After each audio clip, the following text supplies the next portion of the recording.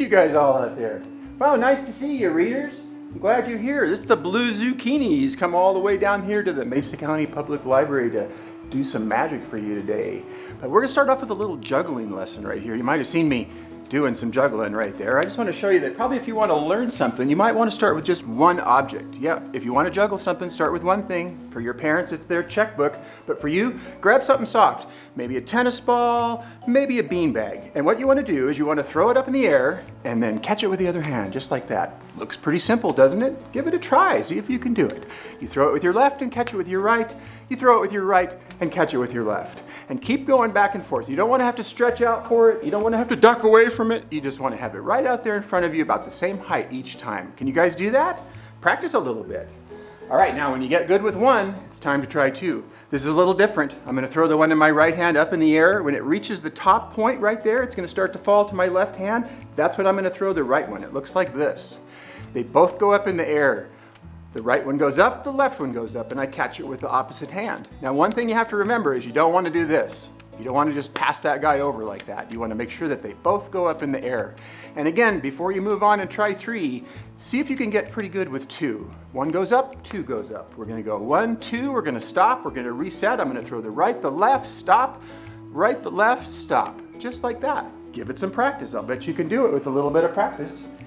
Now it's time for three. If you're going to do three, we're going to put two. And for me, in my right hand, I'm right-handed. If you're a left-hander, you might want to start with two in your left hand. I'm going to do that same thing. I'm going to throw the right one and the left one up, the right one and the left one up, except instead of stopping like I've been doing, stop, start with the right, stop, start with the right, I'm going to throw the third one on my stop. So I'm going to go right, left, right, left, right, left, right, left, right, left. Keep them out there right in front of you each time.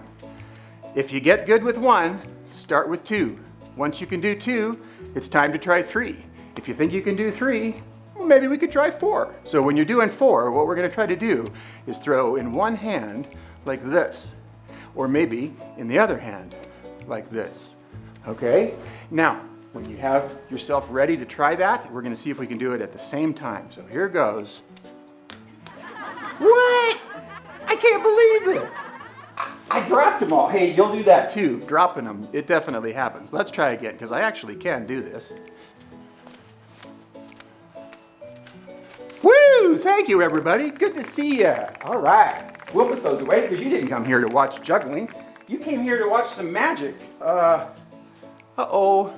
I think I forgot my first trick. I don't see it over here, the one I always start with. Johnny, did you bring my first trick? You didn't? I don't know. I didn't want to start with that, no. Susie, did you bring my first trick? You didn't bring it either? Come on, you guys. One of you has to have it, because we won't be able to start if we don't. Rowan, do you have my first trick? You do? Well, great. Good job, Rowan. That's wonderful. I want you to come on up here and get ready to reach into this bag right here and see if you can find my first trick. Now, you two said you didn't have it, and you can see right there that you were right, those two kids before. But then, Rowan, you said you did have it? All right, you say a magic word right over the top. Let's say something like, I don't know, hocus pocus. That might work. Now, when you do that, we're going to reach in here and we're going to see if we can find, where did that come from? And here's another one. And then there's one more in here. Good job, Rowie. I appreciate you bringing that. Nice work. We needed to have 3 pieces of rope today to do my first trick. Hey, how many of you guys with a show of hands have ever done something crazy before? You have? And your parents are all raising their hand too, I notice. Yeah? So how many of you have ever jumped out of an airplane? No? You have? Oh, you have. Okay, I believe that. You look like the kind of person who might jump out of an airplane. Well, if you were going to jump out of an airplane, what would be the vital ingredient for jumping out of an airplane? Just yell it out. Ooh, good idea, parachute. Yeah, you definitely would want to have a parachute. See, I have this crazy friend. He didn't have a parachute. He just jumped out of airplanes and, well, he hoped he'd land in somebody's backyard swimming pool to break the fall. I got a little worried about him. I told him, you know what? You really ought to get yourself one of those parachutes. You know, some of you guys in your PE classes at school were able to play with parachutes. You'll be able to do that again, you guys. You'd play with that and you'd throw it up in the air and you'd bounce things on top of it. It was great. My friend said, yeah, get me one of those parachutes. So we got him one. And he held on to the edge of that parachute with the side of his fingers, and he'd jump out of that airplane and he'd float nice and softly down, but unless he ever got some kind of an itchy nose or something, he'd let go of one side of that parachute and boom, he'd fall right down to the ground, just like he didn't have any ropes tied onto his parachute. He didn't have his parachute in his back. He wasn't the smartest friend in the world, that's for sure. I told him, you know what, you gotta have some ropes. So I gave him these 3 pieces of rope. I gave him this small piece of rope right here, and I gave him this middle-sized piece of rope right here, and I gave him this really long piece of rope right here. Now he said, those aren't gonna work. And I said, well, why not? And he said, well, look at them. You guys, why do you think they won't work? Oh, that's a good idea. Oh, I like that idea. Yes, I agree. They're not the same size. If you had the 3 ropes that were the same size, then maybe you'd come down a little bit smoother. Let's see if we can make them the same size. I'm gonna take the small one and put it right here on the end. And then I'm gonna take the middle-sized one and put it next to the small one. And then I'm gonna take the long one and put it next to the middle-sized one. Now, do they look the same to you? No. They don't? Oh, okay, well, I bet it's another magic word issue. Who's got a good magic word out there? Leah, do you have a good magic word? Abracadabra, one of my favorites. I like it very much. Let's try it. Abracadabra. Did it work? No. Didn't? Uh-oh. Maybe we're forgetting another magic word that we need to... Rachel, what's the magic word that your parents always like to hear the most? Oh, of course. Please, exactly. Please is one of my favorites. Let's say abracadabra. Please, my first trick, it's gotta work. All right, did it work? No. Did it? But you know what? I think actually it worked pretty well because we have 1, and we have 2, and we have 3 pieces of rope right here. Well, of course, if you don't need 3 pieces that are the same size, you can just put this one right here and snap your fingers and pull on those ropes and show everybody that really all you have is 1 small piece of rope, 1 middle-sized piece of rope, and 1 really long piece of rope. Thank you, everybody. All right, that was a good one. I'm sure glad that Rowan found that first trick. I don't know what I would have done without you there, buddy. Let's see, what shall we do next? Oh, I know. We'll do this one. These, I went all the way to China to pick these up. These are my magic Chinese sticks right here. You can see that I have 2 of them, okay? They're black. There's a white tip on the end of each one of them. There's a little red bead that sits up on top. And there's 2 little yellow thingies that hang off of the bottom right here. And I gave these 2 little yellow thingies a name when I came back to America again with them, and I call this one a tissel. Can you say that? Tissel, exactly. And this one is called a tassel. Right, tassel. Okay, now I'm gonna give you a little test and see if you're paying attention. This is a tissel, and this is a tassel. Okay, here's your test. What's this? No, it's not a tissel, it's a tassel. You have to pay attention. Let's see, this is a tissel, and this is a tassel. Already, ready again? Okay, what's this? Right, a tassel. You got it that time. Now take a look at what happens if I pull down on the tissel right there. Absolutely nothing. Okay, well, maybe if I were to pull down on the tassel, something would, oh, well, now that's more interesting. If I pull down on the tassel goes back up. If I pull down on the tassel goes back. It keeps going like that every single time, and everybody always suspects that, you know what, they're probably connected in the back. But I want to show you that I wouldn't go all the way to China to buy a cheap pair of sticks that were connected in the back like that. So I'll show you that that still continues to work if I pull down on the tissel or the tassel. Now, would one of you please go ahead and pull down on that for me? Yeah, come on up. You can do that, yeah. Just pull down on this one right here for me. Oh no! Frederick, you broke it. What were you thinking? Do you have rich parents that can send me all the way back to China to buy a new set of sticks? You don't? Okay, well, do you happen to have a magic hair on your head? You do? Okay, I'm gonna go ahead and borrow that from you here. I'm just gonna take that magic hair. Oh, sorry if that hurt a little bit there, buddy. I'm gonna wrap it around that red bead right there. I'm gonna bring it over and wrap it around that red bead right there. I'm gonna grab a hold of that hair right there. You had a nice long one. I'm gonna pull on that right there. Oh, there we go, and see if we can get these magic Chinese sticks working again and keep you from having to send me all the way back to China to buy a new pair. Good job, Frederick. High five. Thank you. All right, let's see what else we have over here. What do we want to do? What do we want to do? I don't know. I have this this cloth here that's been kind of intriguing me. I've been wondering what it might do. I don't know. Oh, well, that's another handy thing for a magician to have, a little magic wand in case I need it here in a few minutes. All right, we'll save it because I might need to have that here in just a few minutes. let me think now. What am I gonna do? I don't know. I think maybe I'll show you this trick right here that I have in my pocket, okay? I have a little rod that's called a magic gem rod, okay? So as you can see, there's 6 different colored gems on this side, and there's 6 different colored gems on the other side. So 6 plus 6 is, right, 12. You got it. Good job. All right, so there we have our 12 gems right there. Now, we need to get a magic number somehow. So I'm gonna ask a couple of my friends out here in the audience if they can help me come up with a magic number. Okay, Lily's raising her hand over there. Lily, what's your magic number? You say you're almost 2? Okay. All right, well, we'll use 2. We'll use 2 as your magic number. Now, how many of you kids out there know how to spell 2? All right, is it T-O? No, that's not the right kind of 2. Is it T-O-O? No, that's not the right kind of 2 either. How do you spell that kind of 2? Right, T-W-O. You guys help me spell that. T-W-O.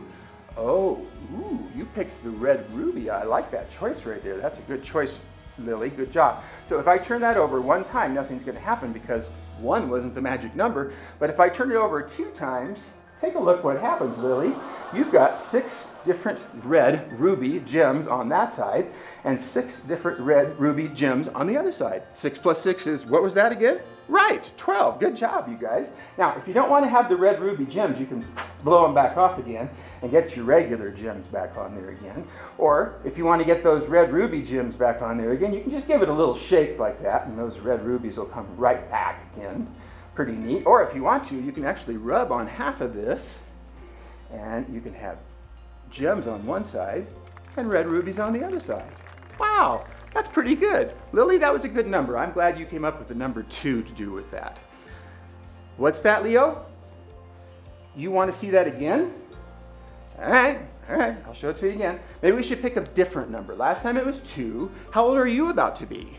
You're about to be 4? Oh my gosh, that's great. He's going to be 4 years old here pretty soon. So we're going to use 4 as the magic number this time. So you guys, I want you to help me spell the word 4. Is it F-O-R? No, that's not the right kind of 4. Let's try it again. You guys help me out. Big kids help those little kids. All right, here we go. It's F-O-U-R. Good job. Ooh, you picked a diamond. Nice choice. Your mama would agree. Now, if I turn this over 1 time, nothing's going to happen because 1 wasn't the magic number. What was the magic number again? Right, 4. Okay, if I turn it over twice, 3 times nothing happens, but once I turn it over 1 more time, they're all going to change into diamonds. Look at that. They're all diamonds on this side and all diamonds on that side. We have 6 plus 6 diamonds. What was 6 plus 6 again?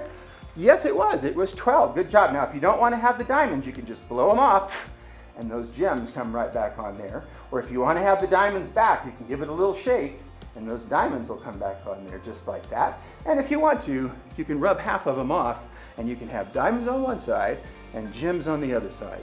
Would you like to give it a try? All right, thank you guys. You're a great audience, by the way. I love all the participation that's going on out there. Thank you for that.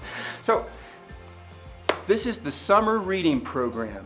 And some of you have been participating and reading a whole lot of books. And you can find great books in our public library here in Grand Junction, all the different branches, all around Fruita Palisade, Gateway, up there in Colburn, out there in Clifton, up there in Gateway. I'm trying to think of all the different possibilities that you can do. And I only just brought one book today that is a favorite of mine by a guy named Chris Van Allsburg, and it's called The Garden of Abdul Ghazazi. And The Garden of Abdul Ghazazi is actually about a magician, which is why I decided to put that one on the table today for you to look at. I want to encourage all you kids out there to read, read, read. Use your time this summer. You've got lots of time this summer. It's too hot to be outside all the time. Pick up a book, read it. Come down to the library. Get yourself involved with the summer library program, you guys. You want to see another trick? You do? All right, let's see another one. I've got some, oh, I know this is a good one. You're going to like this one. This trick is involved from some kids that I've known in the past. I taught school in this district for 32 years, and in all those years, I would always have somebody in my class draw a beautiful picture inside of my coloring book for me. So I brought it along today so that I could show you some of these pictures. Oh my gosh, look at that. Isn't that spectacular? I just love that one. That's just gorgeous. How about this one? I'll show you another one here. What about that? Oh, look at that. You know, I asked the little girl who drew this, what exactly is that? And she said it's a polar bear in a snowstorm with his eyes closed. Yeah, I think it looks just like one, don't you? This one right here, if I can get the page turned, it's a zebra without his black stripes. Pretty good, I like that. And this one here, hey, that's the top of Vail Pass just a week ago. Can you believe it? It was snowing in June on Vail Pass. What do you mean you don't see any pictures? You don't see those pictures? Oh my gosh, we're gonna have to see if we can get your imagination working a little bit better so that you see those pictures. And to do that, I'm gonna tell you a little poem, and it goes like this.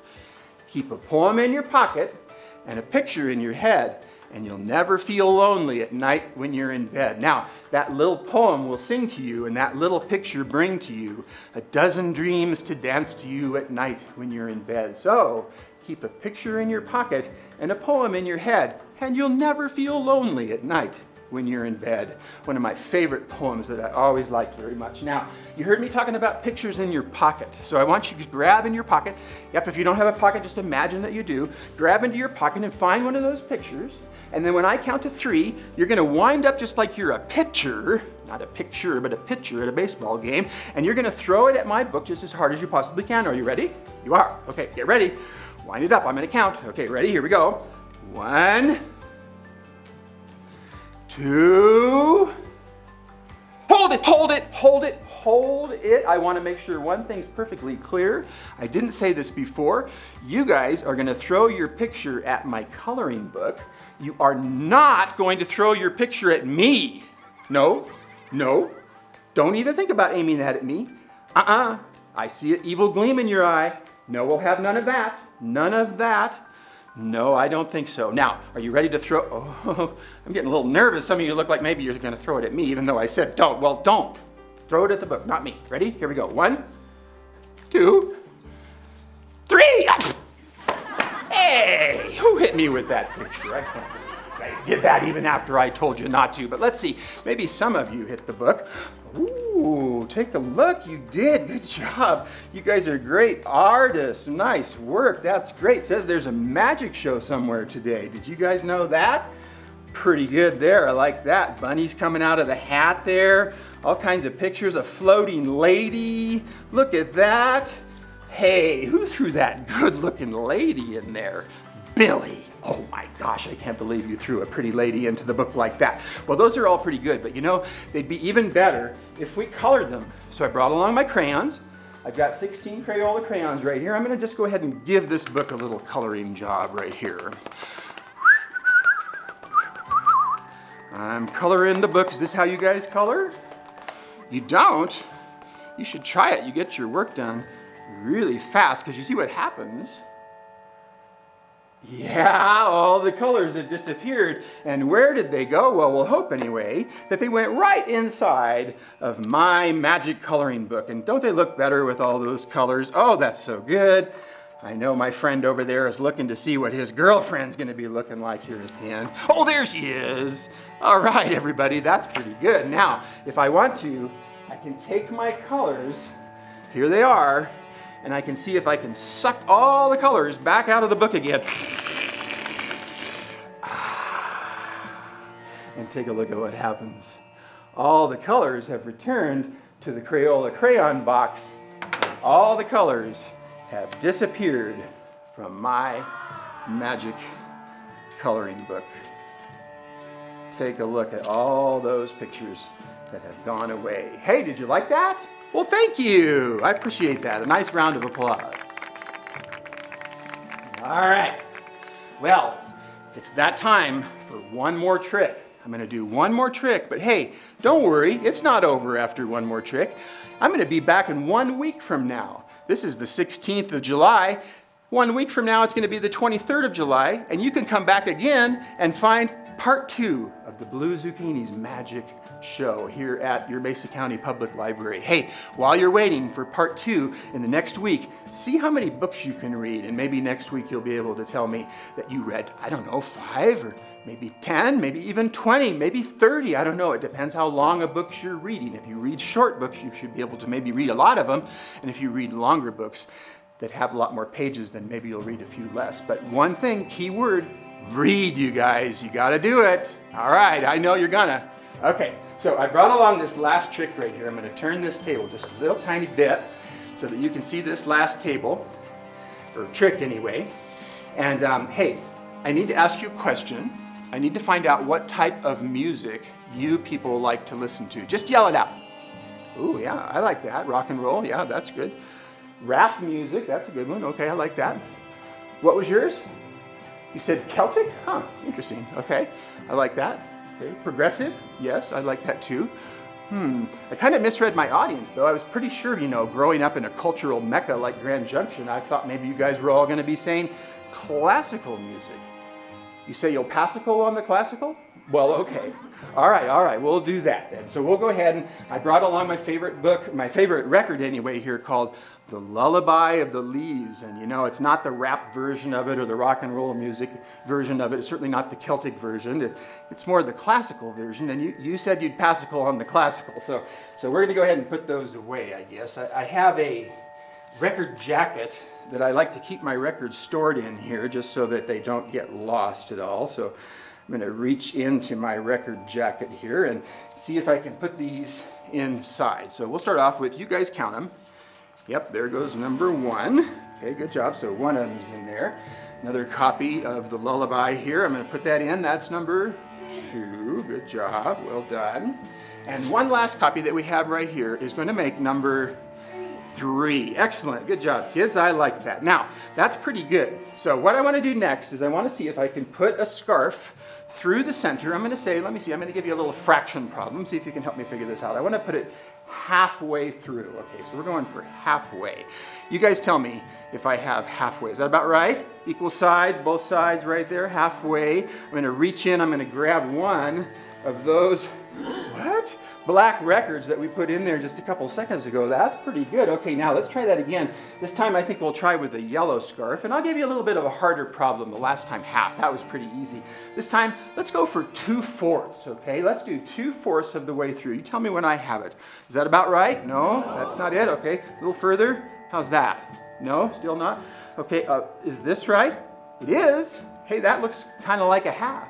Okay, all right, you think that's 2/4? All right, I'll go for that. So let's reach inside here and we'll find one more of those black records that we had inside. Sure enough, there it has turned into yellow. Now, I have one more record and one more math problem for you. This time I think we'll go for, let's try 4/8. Okay, let's try 4/8 of the way. So we had a half and we had 2/4, and now we're trying for 4/8. You guys tell me when to stop. Tell me when to stop. Tell me when to, you say stop? All right, all right. Hey! What's that? 1/2, 2/4, 4/8? Hey, we're reducing fractions right here at your magic show at the public library today. I'm going to reach inside. I'm going to pull out that scarf, that record. Now they have all turned. We have a red one. We have a yellow one. We have a blue one. All 3 have changed. And we have an empty record jacket. Sure, it's empty. What do you mean you want to see inside of it? You don't need to see inside of that. It's totally empty. I'll tell you what. I'll look in there for you just to see if it's empty, okay? Yeah, it's empty. It is. You don't believe me? I'll check again. Just in case I missed it, I'll look one more time. It's empty. You want to see? You're going to make me show you what's inside of this because you don't believe that this is empty? Oh my gosh. Everybody always figures out at least one of my tricks when I do the show. And I guess this wasn't the one. All right, you guys, it's been a pleasure. I'll be back in 1 week for part 2 of the Blue Zucchinni's magic show down here at your Mesa County Public Library. Don't forget to read.